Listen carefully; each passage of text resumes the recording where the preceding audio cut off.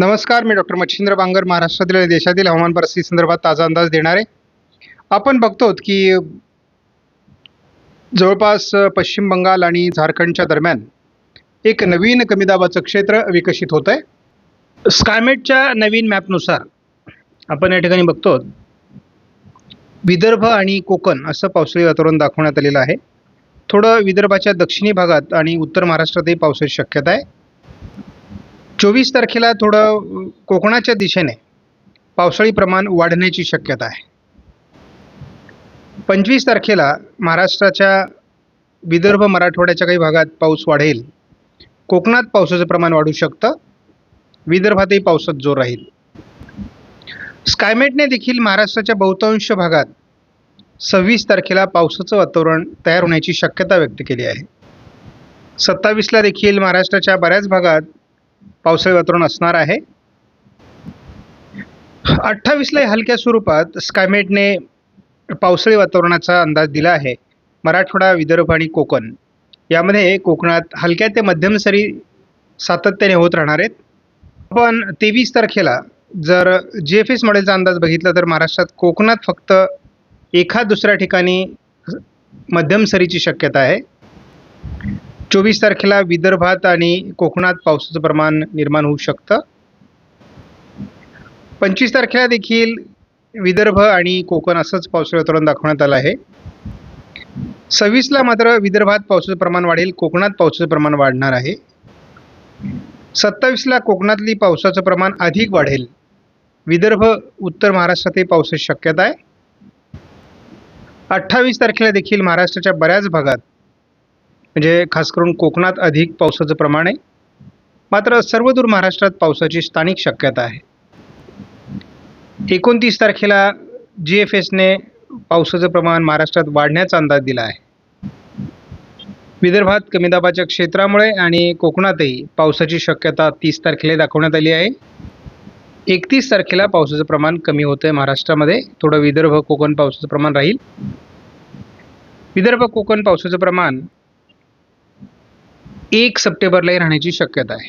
ECMWF मॉडेलचा आपण एकत्रित अंदाजाचा आढावा दररोज घेत असतो.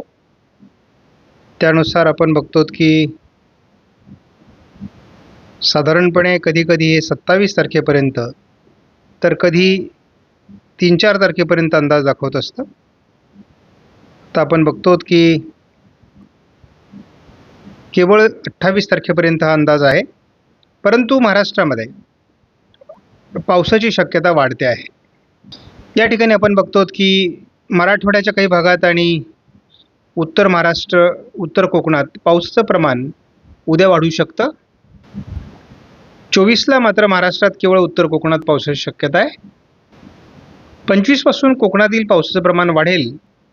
तसंच विदर्भ आणि उत्तर महाराष्ट्र, मराठवाड्याचा उत्तरेकडील भाग, मध्य महाराष्ट्र तुरळक पावसाची शक्यता वाढते. 26 तारखेला महाराष्ट्राच्या बऱ्याच भागात म्हणजेच मराठवाडा, पश्चिम महाराष्ट्र, मध्य महाराष्ट्र, कोकण, उत्तर महाराष्ट्र असं पावसाळी वातावरणाची शक्यता आहे. 27 तारखेला विदर्भ, पूर्व मराठवाडा आणि कोकण असं पावसाळी क्षेत्र आहे. 28 तारखेला विदर्भ, पूर्व मराठवाडा, दक्षिण कोकण पावसाची शक्यता आहे. ECMWF मॉडेलने मात्र महाराष्ट्रातील पावसाचं क्षेत्र 29ला कमी होईल आणि पूर्व विदर्भात ते राहील असा अंदाज दिला आहे. परंतु बंगालच्या उपसागरात नवीन कमी दाबाची शक्यता निर्माण होते. 30 तारखेला महाराष्ट्रात फारसं पावसाळी वातावरण नाही, केवळ पूर्व विदर्भात पाऊस आहे. 31लाही फारसं पावसाळी वातावरण नाही आहे. 1 तारखेला उत्तर भारतामध्ये आणि मध्य भारतात पावसाची शक्यता आहे विदर्भासहित. 2 तारखेलाही विशेष पावसाळी वातावरण महाराष्ट्रात नाही. 3लाही विशेष पावसाळी वातावरण महाराष्ट्रात नाही आहे. 4ला थोडं बंगालच्या उपसागरात, मध्य भारतामध्ये पावसाचं प्रमाण वाढते.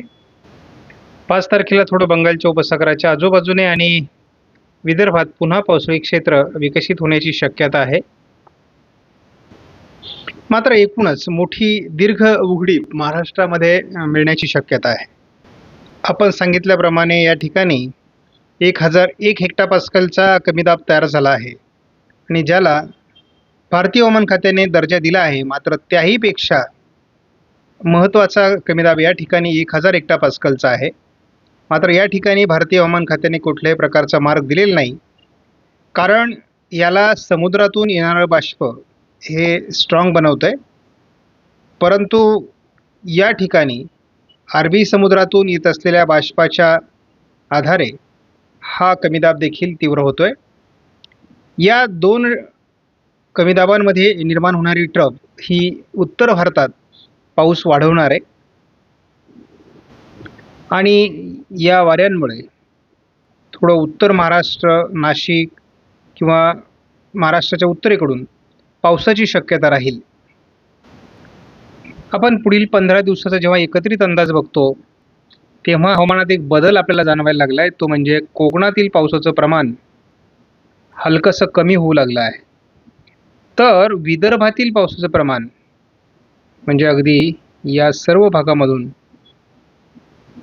पावसाचं प्रमाण हे वाढण्याची शक्यता आहे आणि त्यामुळे एकूणच विदर्भाचा आणि उत्तर महाराष्ट्रात जळगाव जिल्ह्याचा अधिक पावसाळी प्रभाव निर्माण होण्याची शक्यता आहे.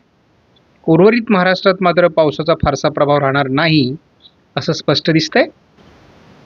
आपण दोन्हीही जेव्हा कमीदाबांकडे बघतो, तेव्हा या दोन्ही कमीदाबांच्या दरम्यान कशा पद्धतीने वातावरण बदलतंय ते आपण या ठिकाणी बघू शकता.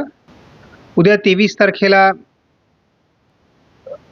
उत्तर मराठवाडा, पश्चिम विदर्भ, उत्तर महाराष्ट्र, कोकण असं पावसाळी क्षेत्र निर्माण होण्याची शक्यता आहे. मराठवाड्याच्या बहुतांश जिल्ह्यात पावसाची शक्यता वाढते. 24 तारखेला ही राजस्थानकडे आणि उत्तर प्रदेशकडे असलेल्या कमीदाबाकडे जात असलेल्या बाष्पयुक्त वाऱ्यांमुळे महाराष्ट्राच्या उत्तरेकडून पावसाची शक्यता राहणार आहे. 25 तारखेला देखील महाराष्ट्रात पावसाचा अंदाज आहे. यामध्ये जळगाव, अकोला, अमरावती, नागपूर, भंडारा, गोंदिया, बुलढाणा, छत्रपती संभाजीनगर, जालना, अहिल्यानगरचा उत्तरेकडील भाग आणि उत्तर महाराष्ट्रातील सर्व जिल्हे, शिवाय कोकणातही पावसाचा जोर वाढणार आहे 25 तारखेपासून. या मॉडेलने तरी महाराष्ट्रात मेघगर्जनेसह जोरदार पावसाची शक्यता 26 तारखेला दाखवलेली आहे. बाकी कोणत्याही मॉडेलने जरी पावसाचा अंदाज दिला नसला तरी या मॉडेलने मात्र पावसाचा अंदाज दिलेला आहे. त्यामुळे दाखवला एवढ्या प्रमाणात पाऊस होईल असं वाटत नाही, परंतु पावसाची शक्यता महाराष्ट्रामध्ये 26 तारखेला आहे. हे पावसाळी क्षेत्र रात्री उशिरापर्यंत असणार आहे आणि ते विदर्भापर्यंत पोहोचेल. 27 तारीख ही तशी गणेश चतुर्थीची तारीख आहे. गणपतीची स्थापना या दिवशी होणार आहे आणि महाराष्ट्रात प्रत्येक जिल्ह्यात पावसाची शक्यता आहे. आणि विशेष म्हणजे महाराष्ट्रामध्ये मेघगर्जनेसह विजांच्या कडकडासह जोरदार पाऊस 27 तारखेला अपेक्षित आहे. 28ला हे पावसाचं प्रमाण केवळ विदर्भ आणि मराठवाड्याच्या पूर्व भागात अस्तित्वात राहील. कोकणातील पाऊसही कमी होऊ लागेल. आपल्याला सर्वांना माहिती आहे की 15 ऑगस्ट नंतर नारळी पौर्णिमेच्या दरम्यान एकदा नारळी पौर्णिमा झाली की कोकणातील पाऊस उघडतो असा संकेत आहे. परंतु यावेळेस मात्र उलटं झालं आणि कोकणामध्ये अतिवृष्टी झाली. आता मात्र कोकणातील पावसाचा जोर जो आहे तो 29 तारखेपासून कमी होणार आहे. मात्र आपण 29ला बघतो पूर्व विदर्भामध्ये मात्र किंवा विदर्भाच्या बहुतांश जिल्ह्यात मोठं पावसाळी क्षेत्र राहणार आहे. पूर्व विदर्भात मोठे पाऊस 30 तारखेलाही होणार आहेत. पूर्व विदर्भात 31 तारखेलाही पाऊस आहे.